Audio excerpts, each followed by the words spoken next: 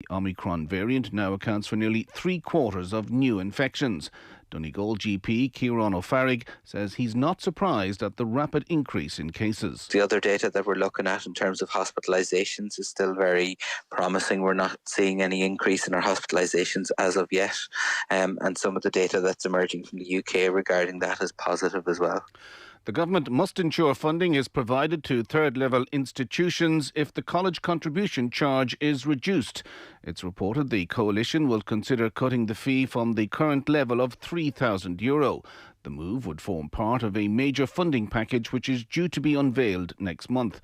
However, Professor Anne Looney from DCU's Institute of Education says the reduction would be welcome, but funding would have to be found from somewhere else. If you do reduce the student contribution, then the other piece of the fees, the other bit that government gives to universities to cover the cost, well, that has to be increased. So that the money has to be found from somewhere, and everyone is waiting for that report. It's due out in the new year from the European Commission. It's 7:02. News Talk weather.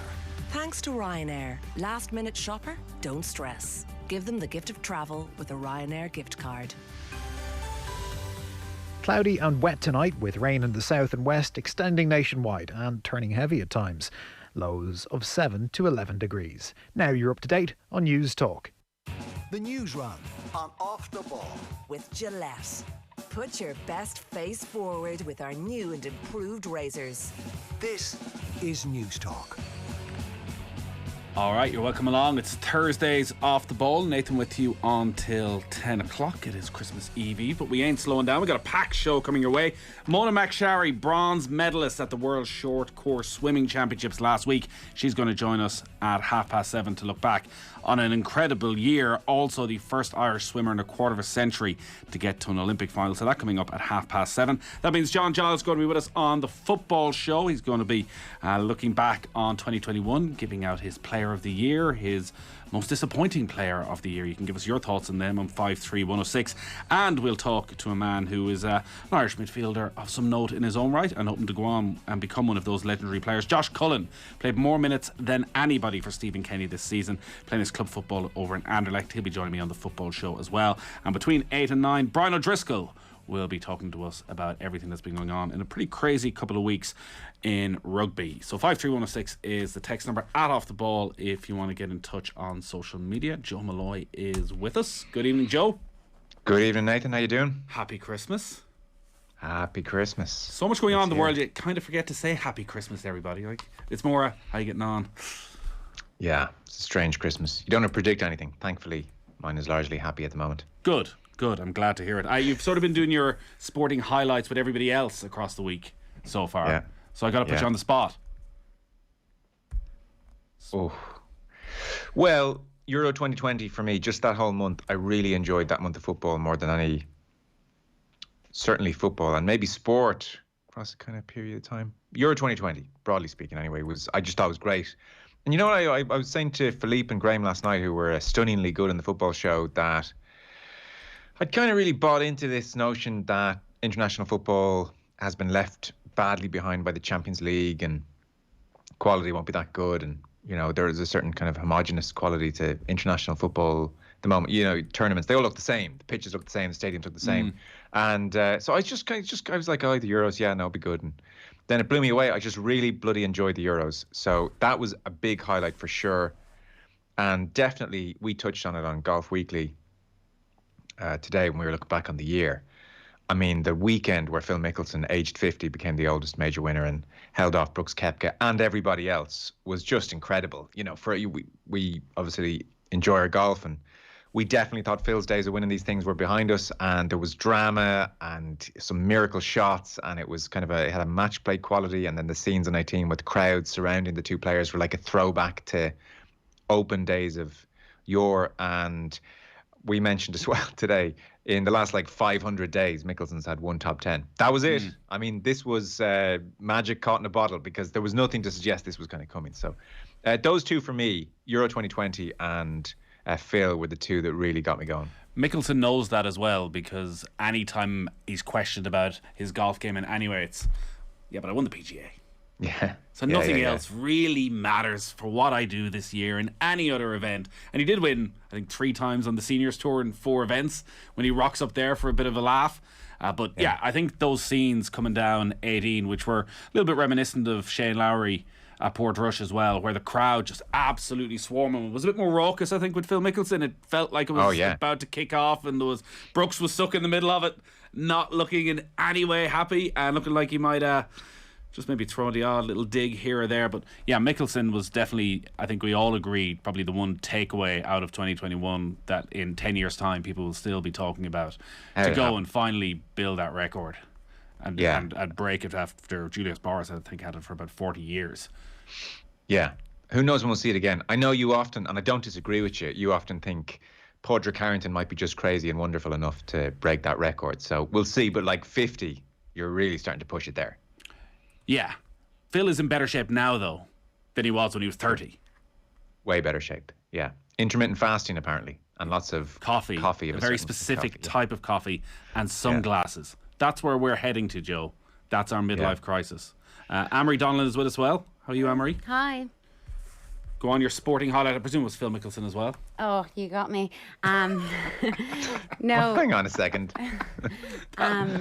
Mine's Rachel Blackmore, but not necessarily the Grand National or even getting the 6 winners at Cheltenham. I think the most special moment was when she won the hurdle, because it's the first day of the festival, and there was just that kind of sense, like anyone who has like a passing interest in racing over the last 2 years knows that Rachel Blackmore has been knocking on that door. Like, she had the first winner at Cheltenham 2 years ago, then she had an amazing Leopardstown just the year before that, and there was just a sense like almost she was kind of like taking her place like in like the eyes of the world, but like obviously nobody could anticipate what was coming.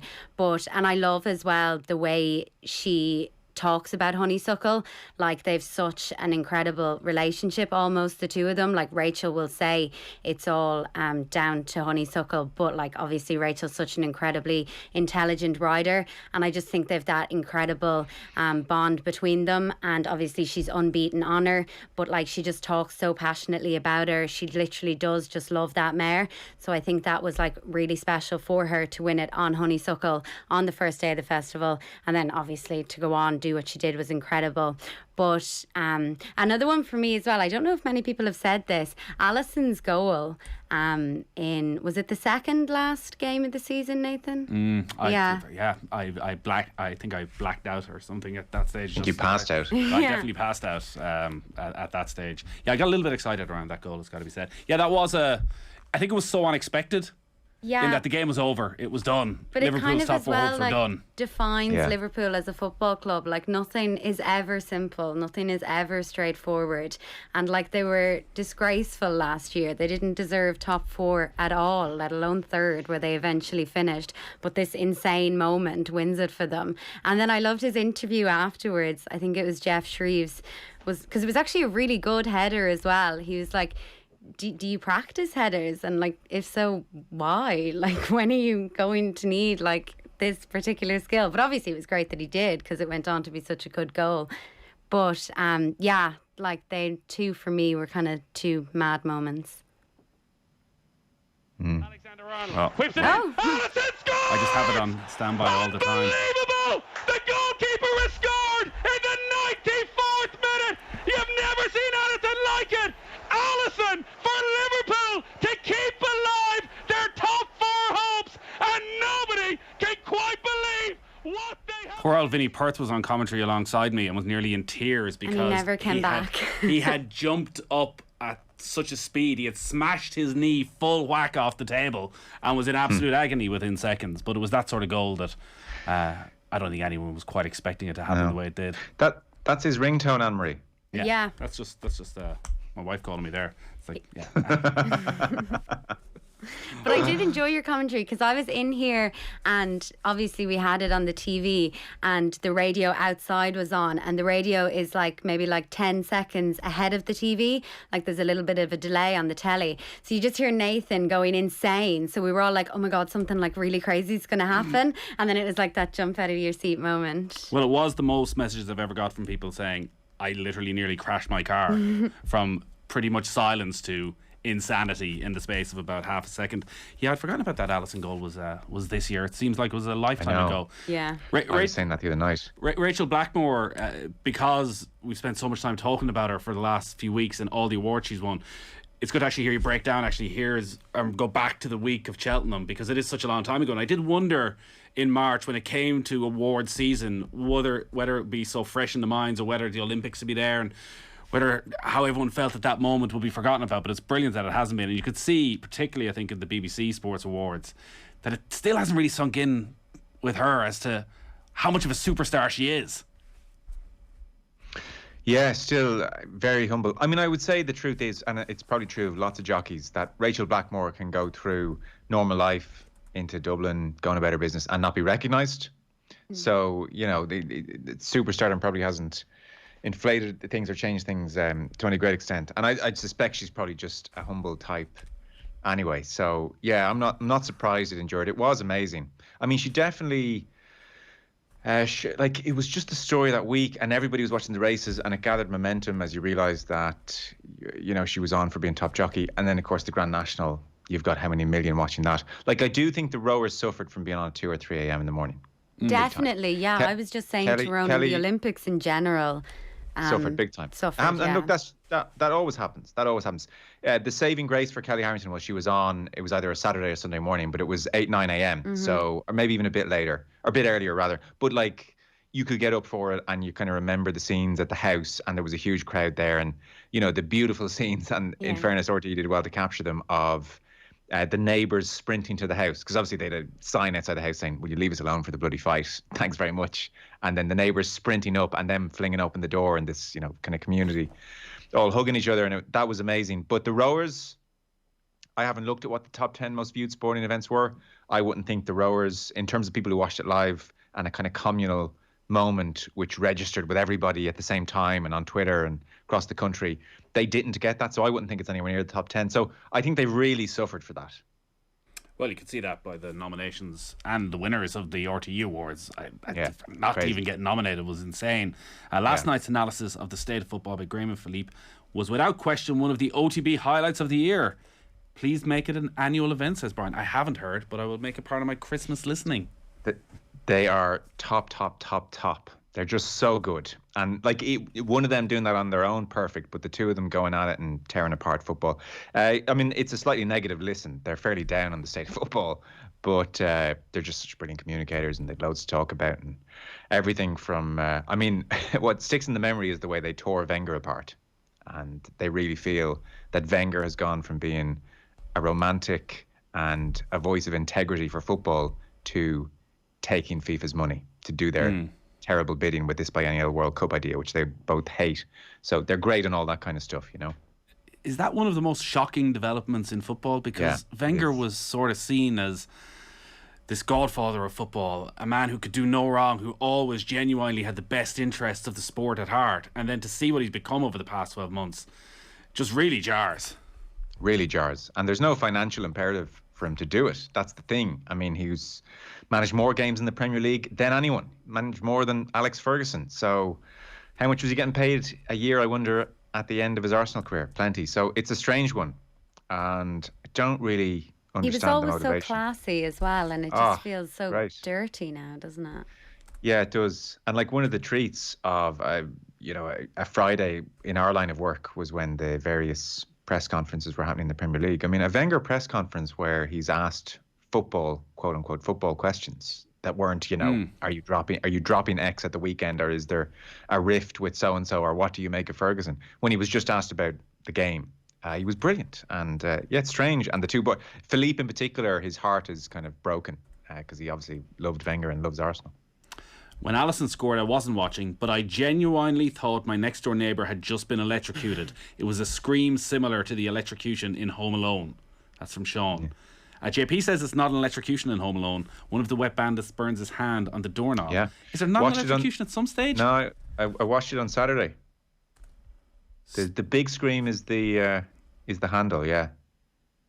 Right. I was trying to convince my kids to watch Home Alone last night, and they just weren't having it. I was very upset. because it's number one on my list of Christmas movies. So I'm going to. Have they never seen it? I think they for some reason. I think they were a bit young when they saw it first, so they don't quite get it. Whereas now, surely they find it hilarious. Oh, it stands up. It stands up, 100%. Just do you know one, actually or what I do was? you like one do you know? and two? Oh, two's very underrated. Two's great as well. I love two, and Brenda Frick is in two. She sure is, as is Donald Trump, of course. There's we talk won't of trying talk to take Donald Trump out of it digitally and replace him with somebody. Do you know what I'm watching, actually? I'd give it a hearty recommendation. It's not Christmassy, but the new Beatles documentary. Ah. Have you seen any of this? Yes, No. I've seen it. Seen it all. Oh, my God. It's powerful, isn't it? It is the best TV that has been made this year. 7.5 hours. Sit down, relax over the Christmas, and it's perfect Christmas viewing because you can dip in and out. Like, there's no beginning, there's no end. It doesn't really matter, and it is just magic. There are so many bits of it that you take so much out of that change your opinion of the Beatles and of how great music is made and how bands work together. Oh, it's addictive. I will go back and watch it again. Same. You're taking words out of my mouth here. I was just blown away by the whole thing, how brilliant it is. I can't believe everyone's not talking about it.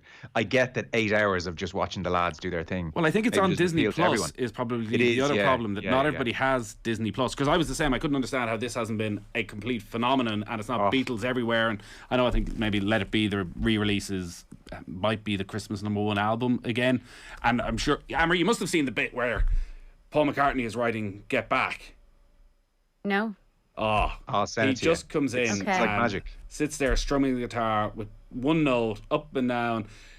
George and Ringo are literally yawning in his face as he's coming up with the melody. They're so bored because they don't really like each other at this stage. And in the space of about 5 minutes, he comes up with Get Back, and it's just you sort of think there was magic to the Beatles, but it's so monotonous for so long, and they just sit there forcing the music out of themselves, and eventually it's just brilliant. Because they initially start off at a venue that they hate, rehearsing Twickenham, this big kind of airplane hangar type room, and they hate the sound, and George is deeply unhappy, and you get to see a few little rows where Paul McCartney's telling him what to do, and George is obviously sick of 15 years of watching McCartney and Lennon dictate what they're going to do, and he leaves the band.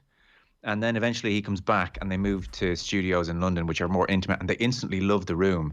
And you go from 8 hours of misery at Twickenham, where John Lennon seems stoned or just out of it and not engaged. And at one point, there's a very candid moment where McCartney kind of goes over to him and says, because they've a 2-week deadline to write this album, and McCartney's like, have you written anything? And Lennon's like, no. And you can see like McCartney's breaking because he feels the end. But then in the middle part, they get to the London studios, and Lennon is just like reborn as a person. George is back in the band.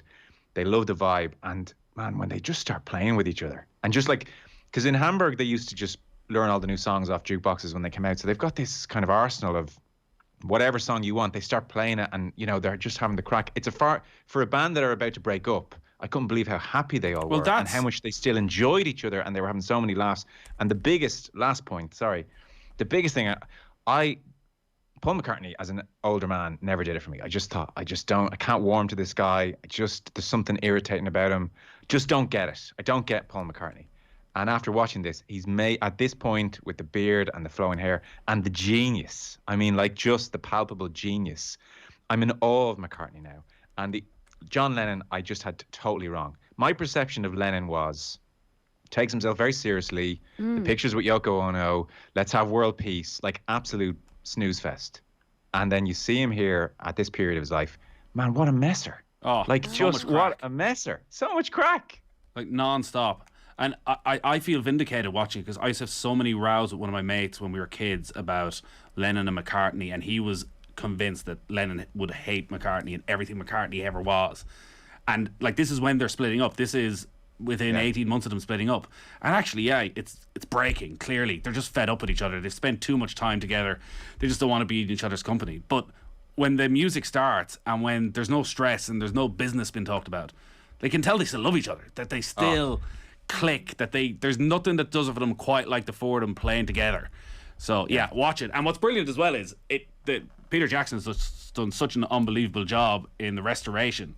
You forget that it's a documentary, that this actually happened, until Linda McCartney's in taking photographs, and they flash up some of the photographs, and actually then it goes from photographs straight back to live. You're going, actually, these aren't actors. This was in the room. And 50 years ago. Watching them workshop problems in songs, like going, oh, but if we go back to the chorus there, you're an A and I'm in D. How do we get around that? Like watching them work stuff out is just amazing. And yeah, on Lennon and McCartney, there's times where they're singing to each other when it's going well and they've moved to the studio they like and they're just holding this eye contact with each other when they're singing. And you realise, like, these guys have known each other since they're 12 years old. It's like this love affair. There's times where, you know, that song On My Way Home, two of us, and then that's now no longer in my head a love song between, you know, Lennon and Girl or McCartney and Girl. It's the two of them with each other, you know what I mean? And that's absolutely amazing. So that is worth Disney Plus for the month, I think. Well, and also, one last recommendation before we get to the actual sport. I just finished it last night in Disney Plus. These guys don't even pay us. We're just doing this for nothing. It's outrageous. This is bad. This is the most anti-Christmas thing you could watch. Dopesick. Have you seen this? It's on the list. Michael Keaton is just incredible in it. It's not going to cheer you up in any way over Christmas in the way the Beatles. Good. But, you know, the yin and the yang of the two of them. Anne-Marie, have we sold it to you? I don't have Disney Plus. Yeah, we're saying if they don't give you a freebie after this, Anne-Marie, on one of your accounts. I think we shouldn't talk about that on air. Don't have any left. Yeah, that moment when he's writing Get Back is like me in every Off the Ball production meeting. That's where what I was there's just genius. thinking, There's genius coming out, and everyone else is just yawning in the room, going, "This is terrible. I really want to move on from this." Before we finally get into what will be basically 3 minutes of a news round, Off the Ball would like to apologise to Texter Brian. There is in fact an electrocution scene in Home Alone where Marv's skeleton is illuminated for a split second. Off the Ball extends a heartfelt apology to anyone affected by this deeply regrettable mistake committed by shambolic producer JP. He will be disciplined, and I go as far to say I wouldn't be surprised if he doesn't return in the new year. But Gillette, Newsround, they're sponsoring it still. Don't you worry. Put your best face forward with their new and improved razors. Anne-Marie, come on, run us through it. 2 Premier League St. Stephen's Day fixtures have been postponed due to COVID outbreaks in squads. Wolves against Watford and Liverpool against Leeds at Anfield were both announced to be off today. As things stand, 7 games are set to go ahead on St. Stephen's Day, but it's highly unlikely that will happen. Everton had a request to postpone their match against Burnley, rejected by the Premier League. Manchester City boss Pep Guardiola has come out today saying he believes they should be able to go back to making 5 substitutions a game to protect player welfare. We're due to have Manchester City against Leicester live on St. Stephen's Day. I'm not going to do any prep for this because it could well end up being any game that gets underway at 3 o'clock. So there's 2 gone already. But even if these games do go ahead, like what squads are going to play? Like if you have so many players out, how can you prep for these? Well, exactly. And like there's definitely questions. If this ends up in a tight title race, there will be questions at some stage about the integrity of it, and teams who had matches postponed and teams who just ended up missing 3 or 4 players who couldn't get their game postponed. Like what Pep Guardiola's talking about with 5 substitutions, like the number one team that benefits from that is Manchester City, who have more strength than anybody. So I'm not quite sure that's the answer. Yeah. Are Manchester United back? Not back? I've lost track. They're back in training. I know this because I follow Cristiano Ronaldo on Instagram, and he had pictures up of training and celebrating with his very short shorts and showing off all. They don't play on Stephen's Day though. They play the 27th. No. I know it's only 1 extra day, but yeah, they're back. So they should be, again, we're now at the stage coming out of it where teams like Tottenham, who were hit very early on, are now able to play a run of games, and sides like Leeds, who are just being hit by it, are probably going to end up missing the entire Christmas period. Jurgen Klopp was talking last night in full of praise for Caoimhín Kelleher. Yeah, he led the praise for the Cork youngster after a special night at Anfield. For him, Liverpool beat Leicester City 5-4 on penalties to reach the semi-finals of the Carabao Cup. It finished up 3-3 after 90 minutes. The 23-year-old did concede 2 goals in the first half to Leicester, and he did make 2 pretty bad mistakes. In the second half then, though, he made some crucial saves and also set up Minamino for Liverpool's dramatic late equaliser. Here's a very excited Jurgen Klopp at full time. I love them, honestly. I loved them before, but I fell in love again because it's such an incredible character.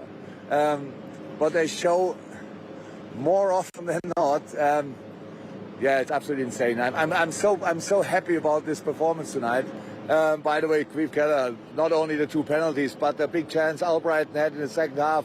So it was always clear that they will have 1 or 2 counter-attacking still, and that you need a goalie, but we have a goalie, thank God then. He's an outstanding goalie. And yeah, you're right. So many outstanding individual performances, but that's how a good football team, how you can get a good football team, a good football game. It's a special group. It's absolutely a special group.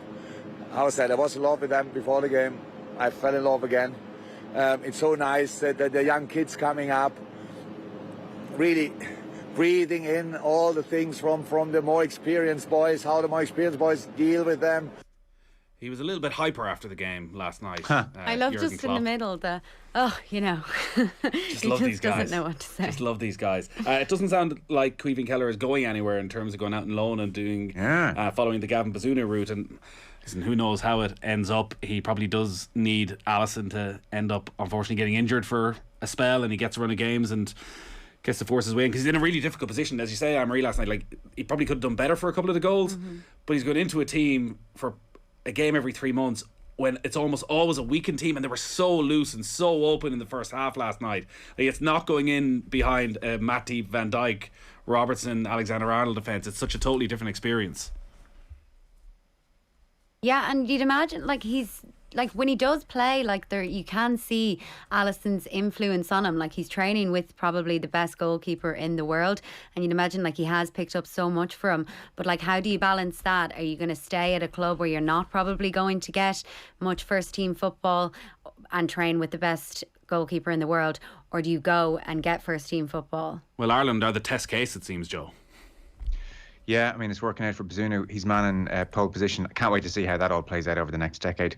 Do you know the other thing about last night? You think of all the lesser clubs, as in Liverpool have won a Champions League and a league very recently, and so they're within their rights to park something like the Carabao Cup, and yet last night's one of the best nights of the year for all the fans. And then you've got lots of clubs in the Premier League who are sacrificing the Carabao Cup, and actually you kind of lose sight of what football is all about. I know the finances are important and you've got to stay up and you've got to do as well as you can in the league, but I mean, knockout football, a little return to that is no bad thing. Yeah, Carabao Cup is a weird one in that it's not as important as the FA Cup, but always tends to be a better competition and get better. And I think it's because it's midweek, it's Tuesday, Wednesday night, there's nothing else on, so you suddenly find yourself at 10 o'clock watching a penalty shootout. You're fully into it. A couple of other stories, Anne-Marie. You might go to the rugby. Good news on Conor Murray. Yeah, a busy day in terms of contracts across the provinces. As you said, Conor Murray signed a new IRFU contract, and that'll see him stay at Munster until the summer of 2024. The scrum half has won 92 Ireland caps, and he's played 153 times for Munster. That's since making his debut back in 2010. Tom Daly then has agreed a new 2-year deal with Connacht. The centre received his first call-up to the Irish squad for last summer's internationals. And Stuart McCluskey, Nathan Doak and Ethan McElroy all committed their futures to Ulster today, signing new contracts. The darts keeps rolling on, but Irish interest, unfortunately a bad day for today. Yeah, Brendan Dolan knocked out of the PDC World Championship. The Fermanagh man lost his second round match at Alexander Palace to Callan Rids, 3-0, so not much of a contest there. This evening, the former world champions Raymond van Barneveld and Rob Cross is the pick of the ties. That's underway at 9. And finally, this news actually came out just after we recorded Golf Weekly today, but it's really good news for Irish golf. Oh, you'll have to have an extra bonus episode. That's what the listeners want. The tone of it, Anne-Marie. I'm your top subscriber. The Ladies European Tour announced today that the Irish Open is set to return in 2022. The tournament will take place here for the first time since 2012. The Solheim Cup captain, Katrina Matthews, won that year. A venue has not yet been confirmed. Yeah, this is great news, Joe. It reminded me in a way of what's gone on with women's rugby in this country, and that they had such a great opportunity around 2014, 2015 to kick on. Irish golf was in such a brilliant place around about 2012 and the Solheim Cup and the momentum they built through the Irish Open, and they just sort of threw it all away. Yeah, and it's fantastic. It's great. European Tours had its struggles, men's and women, so it's great that Ireland's back on the map, and hopefully that continues. And it's long overdue. I mean, to think it hasn't happened in 10 years is extraordinary, really. It's funny, on Golf Weekly we were sort of doing our highs and lows at the end, and the state of the Irish Men's Open, from the highs of Lahinch a couple of years ago, COVID hit has really damaged it. It's not a Rolex series and it's not on a links course, so you kind of hope we can kick both on, because there's such like worldwide affinity for golf in Ireland. that the men's and women's Irish Opens should be real marquee events on both tours. Yeah, absolutely. I think, listen, you get back into the old debate about links golf and what type of course it should be on. Not a debate for us, is it though? Links all the way. No, exactly. It should be links all the way. And no venue confirmed as of yet, but listen, they have the superstar of European golf, I'm sure, is guaranteed to be there in Leona Maguire, which is a nice little starting place for them. So yeah, we'll cover that a lot on Golf Weekly next year. And Golf Weekly is offering to go, yeah. Oh, absolutely. And Anne-Marie, you can come along as well if you want. Just change that attitude around the old Golf Weekly first. That can be your New Year's resolution, all right? Okay. Happy I told Christmas. you, top subscriber. Top subscriber. Get my January subscription in now, yeah. What does top subscriber even mean? That I like it the most. Oh, right, okay. Thought you were offering to pay more. Pay more, I Nathan, thought. don't be getting ahead of yourself now. All right, we got to leave it there. Anne-Marie, thank you very much. Thank you. Joe, happy Christmas. Have a great Christmas, everyone. Nathan, Anne-Marie, take care. Cheers. All right, happy Christmas, guys. And let's say Golf Weekly is up. Get on to otbsports.com/Golf Weekly. You can subscribe there. We got loads of good stuff lined up for 2022. Now, every night this week, we've been giving away a €1,500 one-for-all gift card with thanks to An Post. To be in a chance of winning, just identify our mystery voice who's trying not to think about the Christmas presents he asked Santa for this year. I'm trying not to think about it because I think I would get overexcited. Wouldn't we all? Text your name and answer for 53106 and we'll contact you a little bit later on. Remember, you can avoid a gifting disaster and give that special someone something they really want by choosing a one-for-all gift card. They're available in all An Post offices nationwide, open until 1 o'clock on Christmas Eve and online at onpost.com/one-for-all. Up next, we're going to be talking to Mona McSharry. The News Round on Off the Ball. With Gillette. Put your best face forward with our new and improved razors. Neville Maguire here, and I love this time of year. It's a great time to try out new recipes for the big day. It'll come as no surprise